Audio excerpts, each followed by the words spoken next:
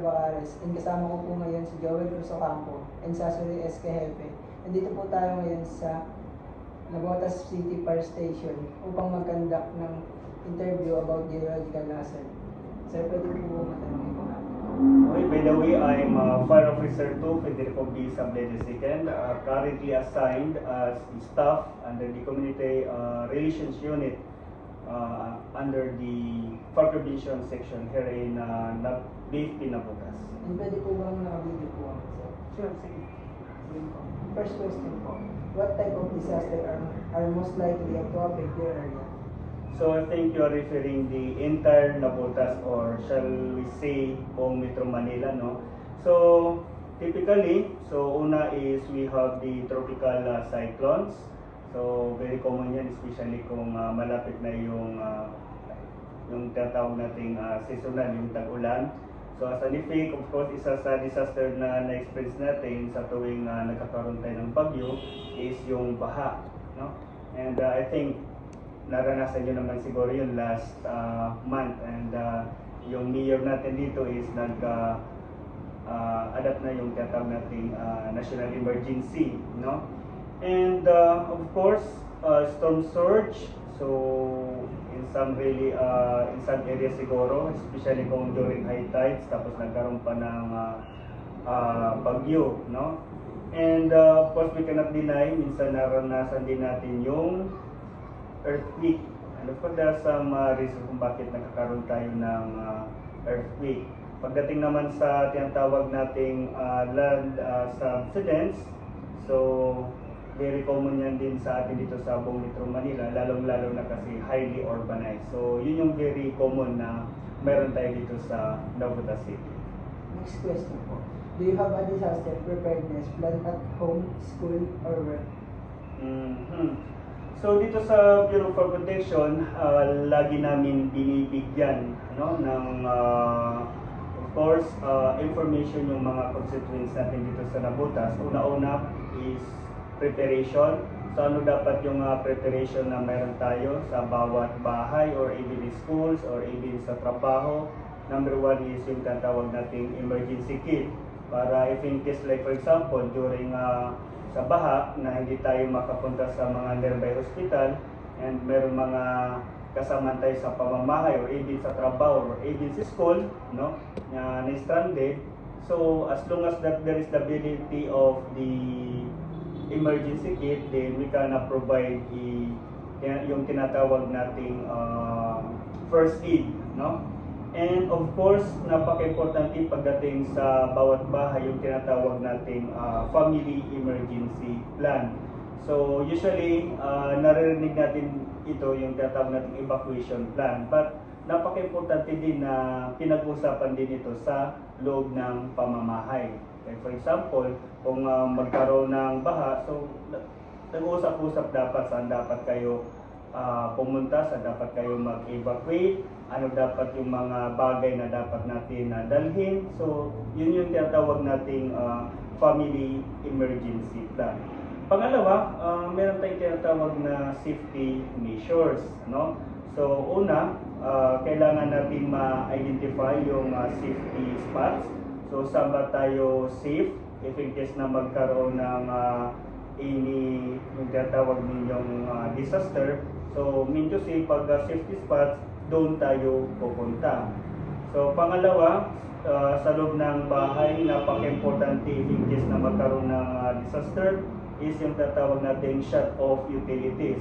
What we are referring here is yung mga electrical components na meron tayo sa pamamahay. So dapat i-off natin, lalong-lalo na sa tuwing baha. So konting sacrifice lang muna. So hanggat hindi pa nagda-down yung level ng tubig, kasi it could cause electrification sa atin, no? Then ano pa ba? Yung of course, napaka-importante din ng tinatawag nating communication and evacuation. So dito nagkakaroon tayo ng awareness sa paparating na tawag dito yung mga disaster. And at the same time, once na aware tayo sa mga bagay-bagay sa ating paligid, of course, nagkakaroon tayo ng tinatawag na preparedness sa ating mga sarili. So, of course, napaka-importante din yung tinatawag nating conduct drills. So, pag mayroong mga seminars na ginagawa yung mga, like for example, yung Bureau of Fire Protection, napaka-importante yung active participation ng mga tao dito para at least magkaroon sila ng idea sa tinatawag nating prevention, at kung sakaling mang dumating yung disaster na yun, alam na natin kung ano yung mga hakbang na dapat nating gawin para at least maiwasan yung like for example, mga aksidente, right? Next question. How do you receive emergency alert or warning, e.g. text message, siren, radio? So halos na ano muna, na banggit mo na yung sagot. Of course, based dun sa nasabi ko kanina, napaka-importante yung communication. So, para maka-receive tayo ng mga emergency alerts, so dapat nakantabay tayo. Pag may bagyo, nakantabay tayo sa mga balita, lalo dito sa Nabotas. So far, may Facebook page naman. So, yung Nabotas, laging nagsasabi yan, okay, kinabukasan, tataas yung tubig. Ngayon, tataas yung tubig sa ganitong specific na barangay. So, dapat kung kasama kayo dyan, so that will serve already an alert or warning. So, ano dapat yung magiging hakbang nating gawin kinabukasan para at least naiwasan natin yung possible na incident. So, maliban sa Facebook, of course, kailangan din tayo nakikinig sa mga balita. Hindi yung puro K-pop, yung mga videos, So, dapat nakikinig din tayo ng mga balita. Lalo pa ngayon, halos lahat naman tayo may mga cellphones. Right? During disaster naman po, what immediately step should you take when a disaster strikes? So, kung sa sarili natin, general steps, una-una is kung merong disaster, dapat kalmado tayo para at least makapag-isip-isip tayo sa kung ano yung gagawin natin, saan tayo pupunta, kanino tayo pupunta. So, dapat stay calm, Then, kung of course, the barangay, andyan yan. Pag sinabi ng barangay na we need to evacuate, huwag matigas ang ulo. Kasi yan, hindi na yan bago sa atin. Iba kasi, hindi namin tayo iwanan ang bahay. Ang problema, yung bahay malapit lang sa DK. So, once na in-inform na kayo ng local government, especially the barangay, then you should follow, Then, kailangan you need to seek shelter. So, the best way is pumunta sa evacuation center. Next question po. How do you ensure safety or vulnerable individuals such as children, the elder, or person with disabilities? So, meron tayong mga protocols dyan, lalong-lalo dito sa Bureau of Fire Protection as a part of the national government. So, una mayroon tayong inclusive emergency plan, at yung inclusive emergency plan, yun yung susundin namin. So, kung anong sinabi ng nasa taas, pag sinabi ng okay, kailangan kunin na yung mga bata, i-evacuate priority yung mga bata, mga elderly. So, doon kami mag-stick sa rules na yun, at kailangan namin i-follow, at kailangan namin ipagbigay alam sa lahat ng mga constituents natin dito sa Nabotas. And of course, pangalawa is nagbibigay din kami ng mga accessible information. So far sa amin, nagbabahay-bahay tayo dito sa Nabotas, at binibigay namin yung hotline numbers. Kasi napaka-importante na meron tayong hotline numbers kasi yung kalimitan ang wala tayo. So parang, I think, kayo ba meron kayong mga hotline numbers sa cellphones? Wala. Siguro meron kayo si number 1, si number 2. Paano kung magka-emergency? Tapos si number 2 ninyo nandun sa Cavite, tapos nagkaroon ng disaster sa Nabotas. So paano ba kayo ililigtas ng number 1 at saka number 2 ninyo? Which is ang tanging lang agency, isa sa tanging agency na pwedeng makapagligtas sa inyo is the Bureau of Fire Protection. So, napaka-importante ng communication. Question number 2. Are thus accessible and safety evacuation center near your location? Well, I think ang pinaka-the best tanungin natin dyan is yung bawat barangay dito sa Nabota. Handa kami ng Oplan Ligtas na pamayanan. Isa din kasi yan sa tinatanong natin sa bawat barangay. So far, halos lahat naman ng barangay mayroong kanya-kanyang evacuation center. And commonly yung ginagamit nilang evacuation center yung mga schools, or even yung mga basketball courts, ginagawa din nila yan. After disaster naman po, how do you access basic relief goods such as food, water, and medicine after a disaster? So, talking about dito, una-una yun nga, kasama yan sa plano para at least makapagbigay tayo ng tulong sa ating kababayan, lalong-lalo na dito sa Nabota. So, of course, yung DSWD, nagbababa yan ng mga relief goods. So, kung I don't know kung aware kayo, kami naman sa part ng Bureau of Protection, nandun kami dyan sa C4, ano bang tawag sa building na yan? Yung bagong gawa. So, dyan kami naghakot ng mga relief goods. And ayan, ino-organize namin yan at kung saang barangay. And lastly, once na ma-organize namin yan, with the help of the Armed Forces of the Philippines, yung Philippine National Police, as well as yung local natin, ang mga barangay, kukunin nila yung allotted na mga food supplies at yun ang dadalhin nila sa bawat barangay na hawak nila. Next question po. Where do you displaced families go for temporary shelter? Where do displaced families go for temporary shelter? So I think nasagot na natin yan. So we have the evacuation center. So it depends upon to the barangay LGU kung saan yung location ng kanilang evacuation center at doon talaga natin ilalagay yung itong mga displaced families na meron tayo. Nandun din yan po sir. Maraming salamat po. And thank you po for sharing about your knowledge. You're always welcome. So hopefully at least may pagdasakali sa kayo. Good afternoon po, Sir Joe. Mag-i-interview lang po kami about sa geological hazard. Before po, ano po yung mga disaster na most likely nakaka-affect sa area? Kalimitan bagyo baka. Yun ang kalimitan sa atin talaga. Ang Windows, unpredictable naman Windows, hindi natin nalalaman agad yan. Pero kailangan natin maganda pag Windows. Nandiyan yung tinatawag natin earthquake drill. Sa school, di ba, meron din kayo yung back cover and hold para kahit sa nangyari din doon, paproprotekta natin ang sarili natin at alam natin ang gagawin natin. Next po, meron po ba kayong mga disaster preparedness classes at home, school, or work? Ayun na maganda kasi yun nga, sinasabi ko, pagka disaster plan, kailangan naman tayo ng mga drills. Mga earthquake drills, fire drills, seminars, mga symposium, para kahit pa paano malaman natin sa epekto at paghahanda para pag dumating yung mga sa unang tulad ng disaster. Next phase, paano po kayo nakaka-receive ng mga emergency alerts or warning?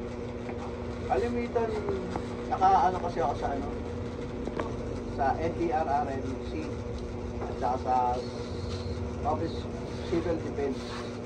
So sila minsan nag-forward ng messages, may mga papasok na bagyo o may mga volcanic eruption na malapit sa atin, although hindi naman nakaka-affect sa atin.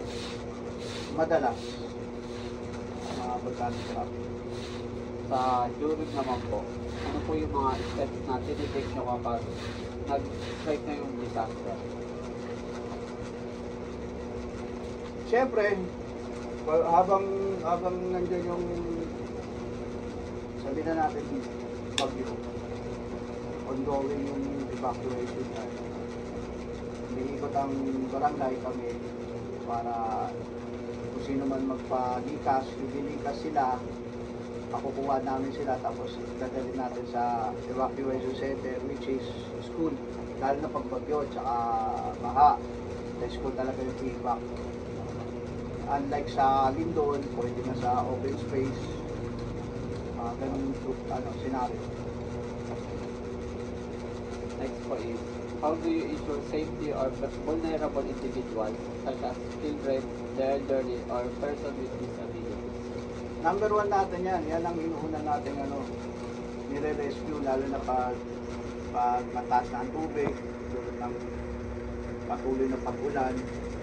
Yan ang una-unang nire-rescue natin, mga senior citizen, yung mga special child, yung mga member ng PWDs, bata. Yan ang mga inuuna natin nire-rescue. Unlike na hindi sa mga individual na kayang-kaya nilang maglakad or mag-evacuate ng sarili nila.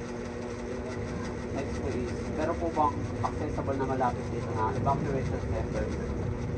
Kadalasan ang evacuation regarding pag typhoon tsaka flood, which is parallel nga kasi ang consider dyan yung second floor para hindi sila maabutan ng tubig baha. Pag gano'n naman, sunog, pwede na yung mga open area, plaza, katulad niyan. Magtatayo na lang din. Or itong natin, bagong gawang dito lang sila sa ground floor. Ganun, pwede na sila.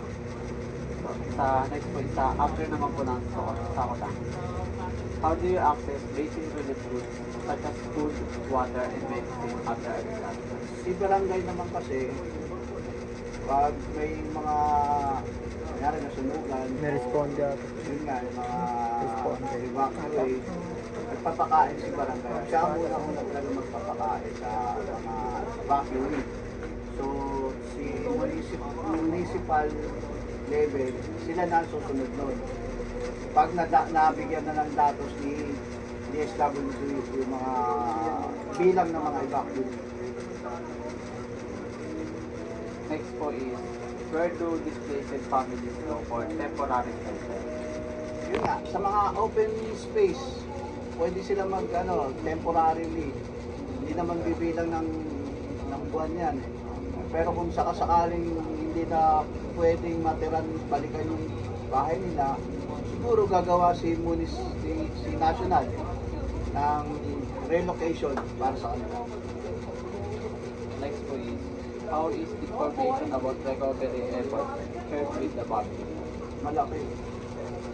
Kailangan ng recovery kasi pagkatapos niyan, iikot si barangay kasama ang mga DSWD or mga member ng munisipyo sa lugar na affected. Titingnan nila kung gaano kalawak yung pinsala at kung gaano katagal yung mangyayaring recovery ng lugar na yun. So depende sa sa kung gaano kalawak. Pero mabilis din naman ang aksyon ng barangay at ng munisipyo. Thank you so much for sharing your knowledge about PLDT. Good afternoon, ladies and gentlemen. I'm here with Ma'am Leslie, teacher for organized and also NDRNC counselor. So I will be interviewing her about NDRNC disaster risk reduction management. First question ko, with her very what are the disasters Okay, kasi Kaunaran High School, which is located at MBBS Kaunaran, usually we do have the typhoon, flooding, and earthquake. Hopefully, we pray that tsunami will not take place. So those three are the common natural disasters. do you have a disaster preparedness plan for school? At work or school, yes, we do have. And I suggest that in every home, every family must have their own disaster plan. So that every time the the need arises, a plan is followed for the safety of everyone. Next question is, how do you receive emergency alerts or warnings, such as text messages? So we receive emergency alerts or warnings through the text messages which we are received, especially during typhoon or the earthquake. We do not receive any warning because we cannot tell when earthquake will happen. And for the flooding, the messages of high tide is posted in social media and in different forms different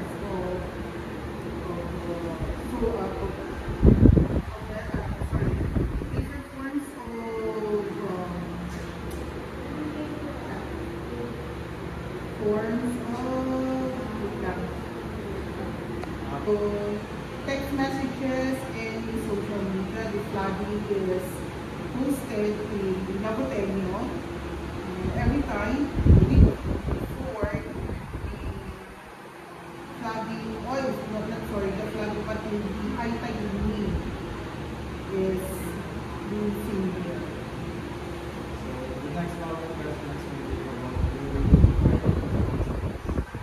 what immediate steps should we take when a disaster strikes? Immediate steps, of course, we do need to assess first what kind of disaster is happening. Then observe with caution and do the immediate action according to the plan or according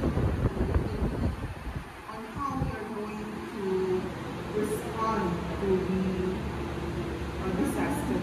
For earthquake, we do need to practice the traffic over and after settle down, we need to move quickly, as quick as possible. But for flooding, of course, we need to be more cautious with the high tide posts and for the typhoon, the signals given to us by the Pag-asa. How do you ensure safety or vulnerable individuals, such as children, elderly, and persons with disabilities? Here in school, here at Learning School, there are different members of PERG and the RRM. So, we will have also of our voice openers and section leaders or grade level leaders students. Involving them in these different trainings and activities helps them prepare and learn the different tasks assigned to them.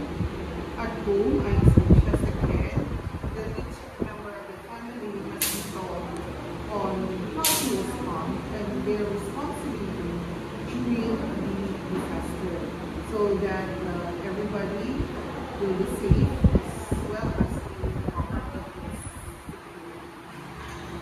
The next and last question response is, are there access for and safe evacuation centers near your I can learn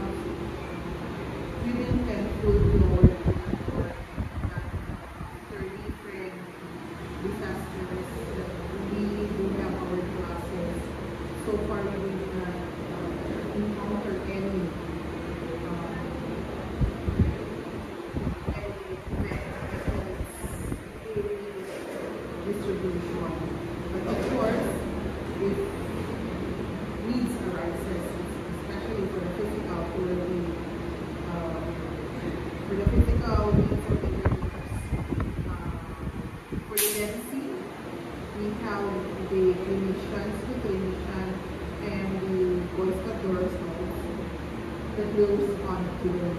And of course, the TRR.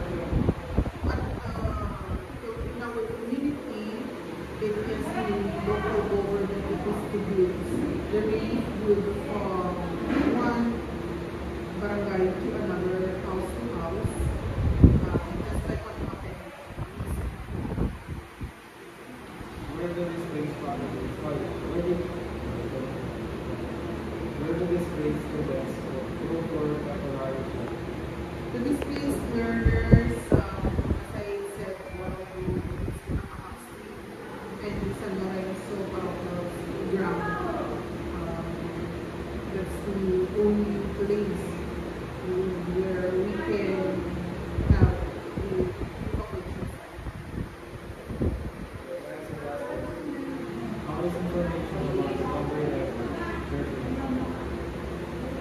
The recovery efforts is announced by our public affairs, sound system we use, and of course through text messages and other social media platforms. And here, we do have that group chat of teachers and for our here, so that every message is immediately given to the public, to the learners, to the teachers, and other stakeholders.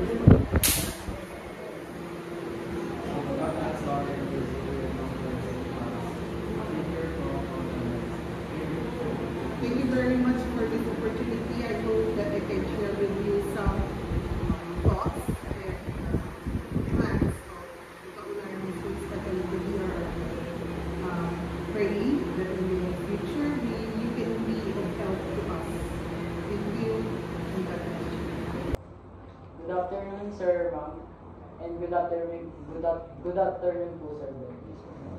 And i-interview po natin si Sir Ben tungkol po sa geological hazard. What type of disaster are mostly likely to affect your area po? Dito sa ating area or sa ating barangay, so most likely affected sa area natin is flooding, no? Sa pinatamasan natin ng flooding. Katulad yung nakaraang bagyo, yung Crescent, tsaka Dante and Emo, halos magkakasabay silang dumating sa atin. So, ayun, flooding talaga yung nakaraang.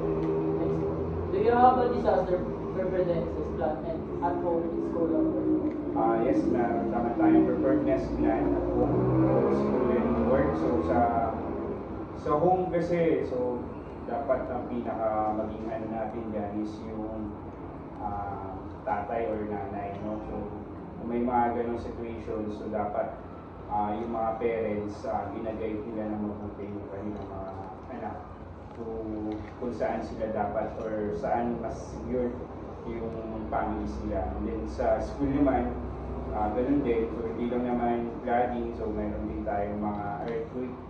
So nagkakaroon tayo ng drill regarding din sa mga earthquake na yan. So pinapatubad din naman sa mga schools yun. So sa work naman, ganun din halos bilang BDR, focal person ng barangay. So meron din naman tayong preparedness regarding po sa mga disasters. Next question po. Paano kayo tumatanggap ng babala o alerto sa oras ng sakuna? Nagkakaroon tayo ng emergency alert or warning. So basically sa ating mga page, katulad sa lungsod natin ng Nabota, so may mga pages naman po sila dyan. So maaga pa lang sinasabi na nila kung anong possible na tatamasan natin ngayon. So at saka ganun din sa balita. So kailangan lang natin maging tawag dito, maging intact lang din tayo sa nangyayari sa ating kapaligiran. So ganun. Next question. Paano kaya nakakuha ng pangunahing tulong gaya ng pagkain, tubig at gamot pagkatapos ng sakuna? Ano ulit? Sorry. Paano kaya nakakuha ng pangunahing tulong gaya ng pagkain, tubig at gamot pagkatapos ng sakuna? Pagkatapos ng sakuna, so nagkakaroon tayo ng basic relief goods. So galing yan sa CSWD sa ating lungsod ng Nabotas. Then From DSWD NCR, papasok sa CSWD. Tapos kung sino yung mga victims or sino yung mga nasa evacuation site, binibigyan natin kaagad ng paunang foods or hot meal na tinatawag namin. Then yung medicine, nandiyan yung health center natin para i-check or monitor kung sino yung kailangan ng medicine. Next question. How do you ensure safety or vulnerable individuals such as children, the elder or person with disability? Siyempre, yung ma-ensure natin na safety yung mga individuals sa children and elderly. So, bilang unang tugon natin sa mga bata at saka sa mga matatanda. So, kailangan natin talagang i-secure sila ng mas una, lalo na sa mga matatanda na disabled na din. Dapat kailangan talagang i-ano natin sila na i-assure natin na safe talaga sila sa mga ganung disasters. Next question. Are there accessibility and safe evacuation centers near your location? Yes, meron tayong tatlong tinatawag namin campsite. Hindi na siya evacuation site eh. So campsite na ang term na ginagamit namin dyan. So meron tayong sa third floor natin sa Barangay Nuevo. Tapos meron din tayong si school. Available naman yan kung may mga disaster din sa court natin dito sa basketball court. Next question. Information about recovery efforts shared with the public. I-share natin na na-recover natin yung mga evacuees natin sa pamamagitan ng pag-post natin sa social media. Nalalaman nila ng mga relatives na safe yung mga evacuees natin. Then, nire-report din naman natin yan. So, tinatawag na AAR yata, something gano'n. Nire-report natin yan sa Luzon ng Nabotas para at least meron din sila comparison ng mga details regarding sa mga evacuees natin. Thank you po, sir. Ayun lang. Thank you po. Good afternoon, sir. I'm here with Kagawad Ronald Bidula, and I'm going to be interviewing him about NDRRMC. First is before. What types of disaster are most likely to affect you? Mostly, we are affected by the flood, especially sa area ng Papansin. Kasi yung area na yon, yun ang pinakabababang area at naandun yung ating pumping station. Sa ngayon, meron tayong operational na tatlong pumping station dyan sa Papansin area. Do you have a disaster preparedness plan to work in your workplace? Ang disaster natin, preparedness natin sa mostly kasi dahil tayo sa area nga ng Papansin, ang preparedness natin doon is yung pumping station. Operational naman yun 24 hours. Especially during may bagyo at saka nasasabay yung high tide. So, operational din tayo ng preparedness natin. So, next question po is, how do you receive emergency alerts such as text messages, sirens, and data? Nakamonitor ang ating barangay, and then sa PIDRA, ang PIDRA kasi is prepare, disaster, and alertness.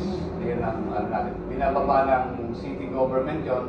Every time na may paparating tayong bagyo, nagbibigay sila sa atin ng awareness agad. Before dumating yung bagyo, within 24 hours, nagkakaroon na ng meeting.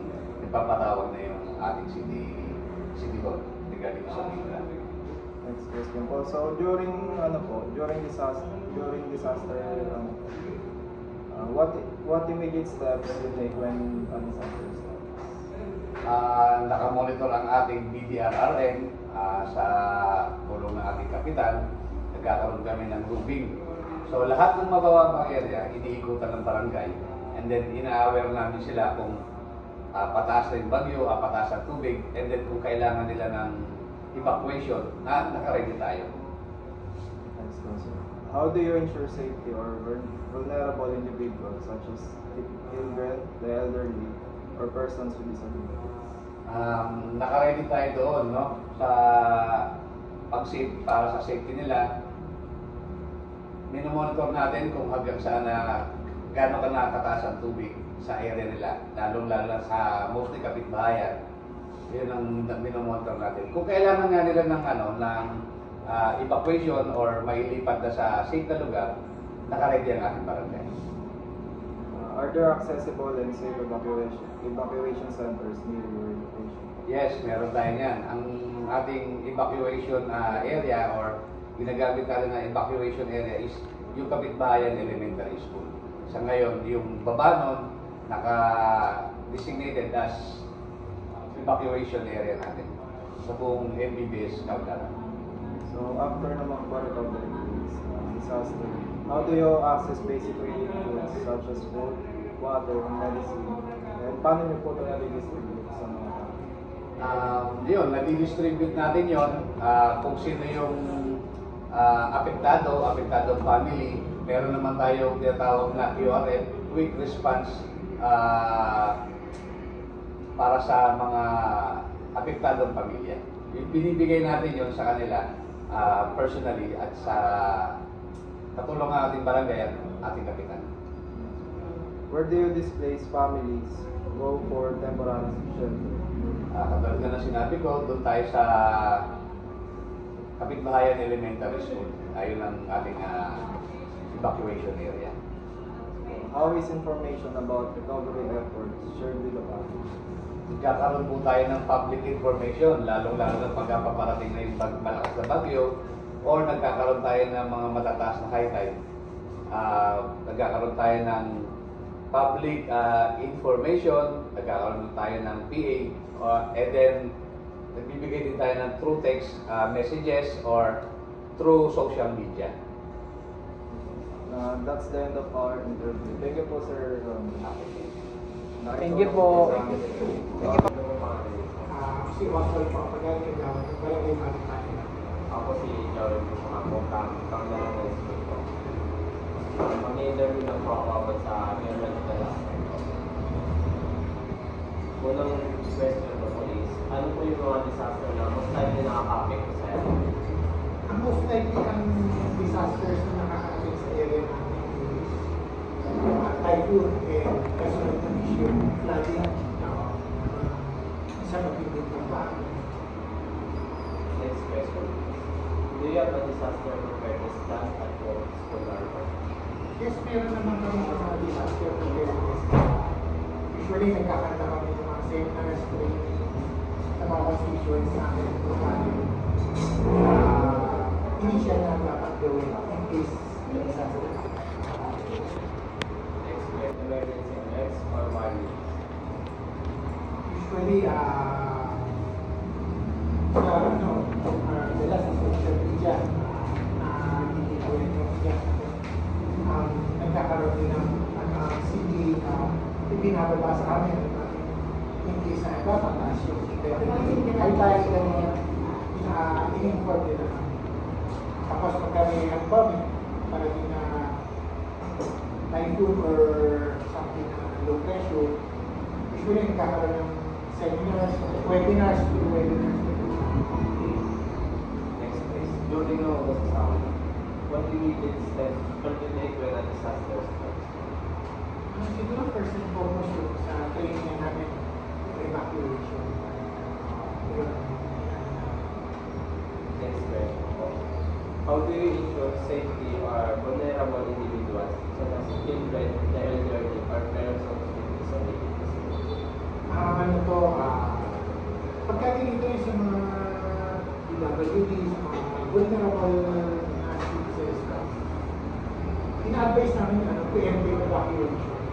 Before, since na-inform naman kami kung may parating, mataas yung high time, kinoconvince namin sila na nag-house to host kami, kinoconvince namin na kung pwede magbigay kasi sila pag na-hintay.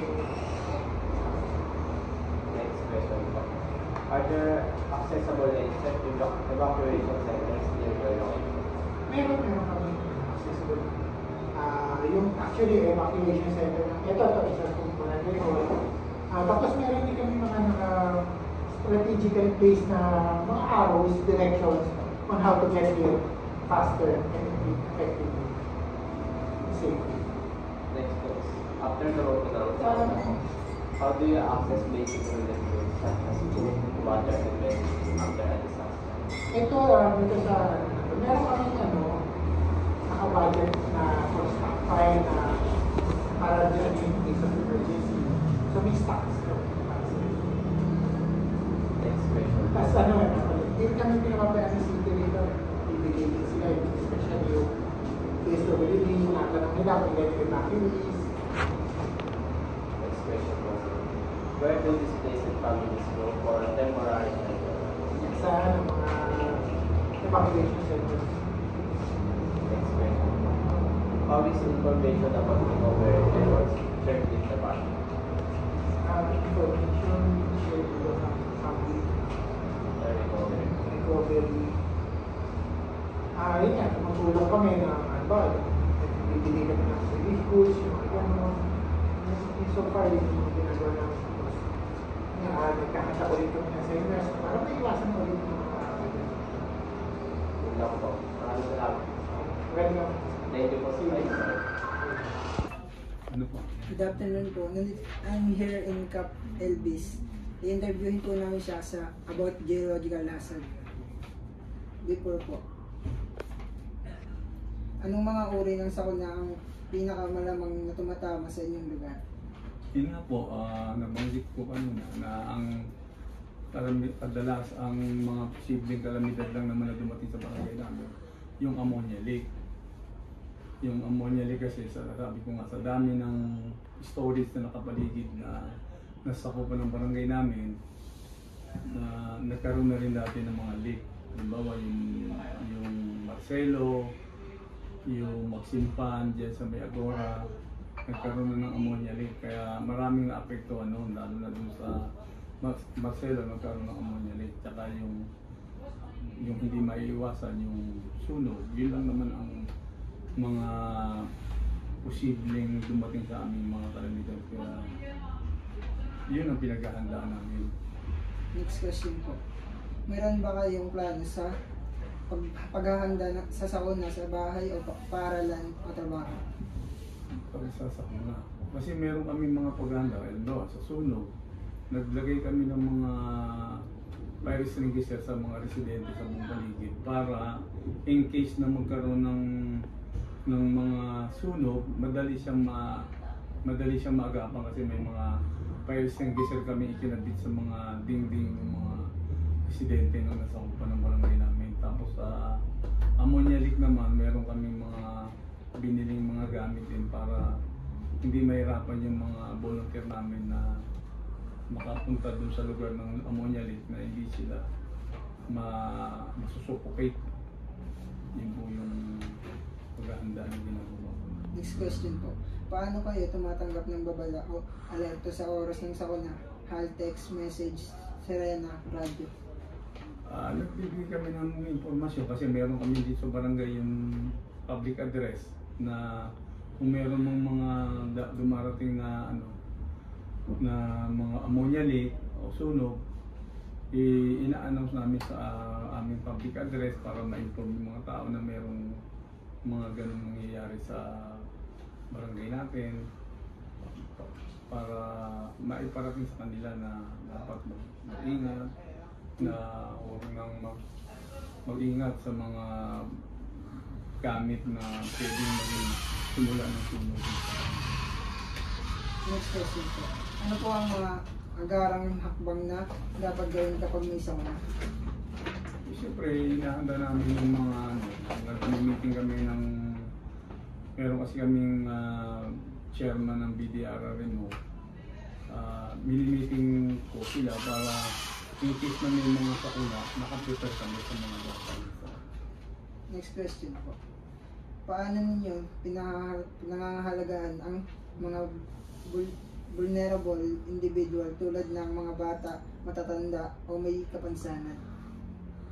Yun ang ano namin, yung mga ganung point kasi, yung inaano namin sa PA namin para yung mga residente namin, yun nga, ma-inform sila na mag-ingat sa mga, kung sakaling may dumating na ganyan sakuna, yung mga bata, agapan nila para hindi maging delikado sa kanilang mga anak o sa alam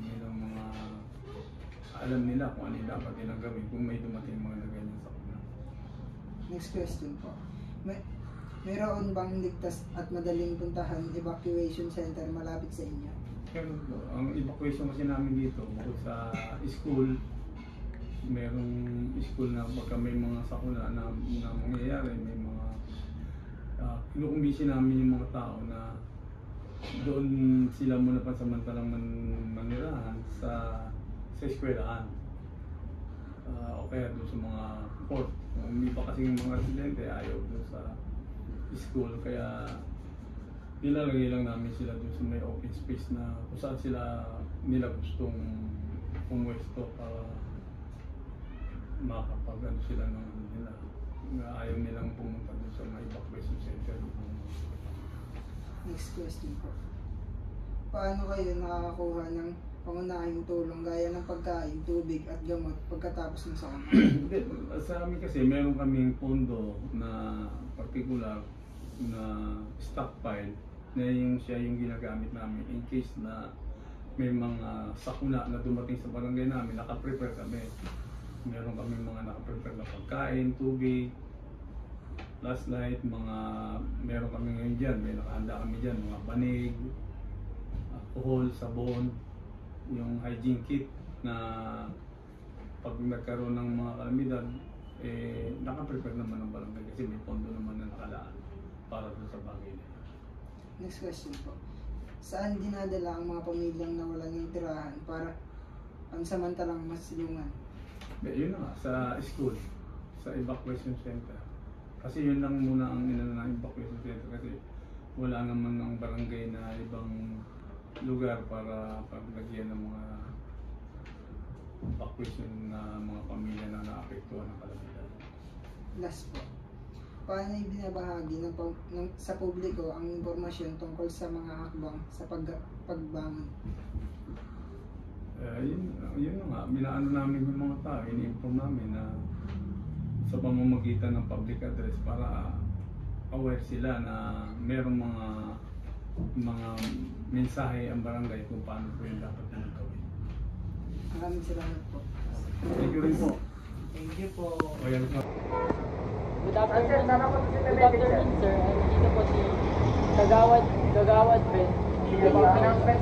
Interviewin natin about geological hazard. Question number 1 po. Anong uri ng sakuna ang pinakamalaki?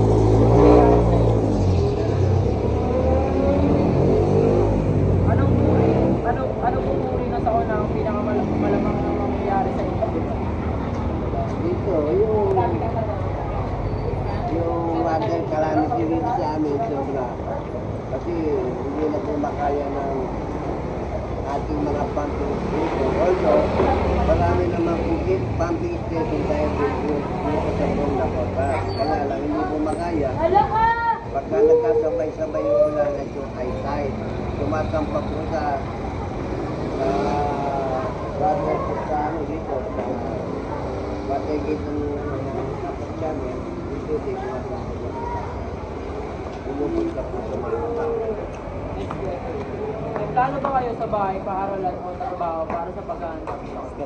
Ayun, ang pag-aanda namin sa paaralan, yung karoon ng calamity na yun, ginagawa ko ng tatlong sa lahat po ng affected family. Next question. Paano kayo nakakatanggap ng babala o anong dito sa kanila? Meron po ang aming punukayan na pag may darating pong bagyo o mga pagtaas sa project na pagkatan, inaanong po sa inaatid po na po ng punukayan dyan. Next question. Ano ang unang hakbang na dapat gawin kapag dumadating ng sakuna?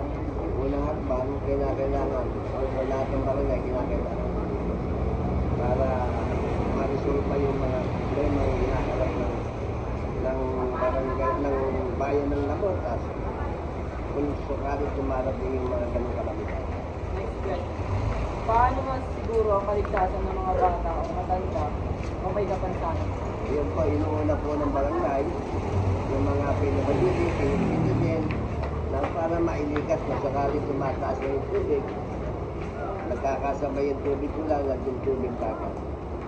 Next question. Paano makakuha ng pagkain tubig ng gamot mo na lang? Yun, inaasahan yung pagtutulong ng LGU para sa mga residente ng Labotas. Next question. Saan ang samantalang nanira ng mga pamilyang nawalan? Yun, meron tayong mga educator na mga eskwelahan, mga barangay, na pwede i-ano dito yung mga pasakali. Kung pati yung mga Ito po, thank you po sa nagamit. Okay. Thank you po sa tayo. Good morning, everyone. Good morning, Sir James and everyone. This is the end of our video. Thank you for staying with us until the end. We are hoping that you gain new knowledge and awareness about geological hazard. Thank you everyone. Bye-bye.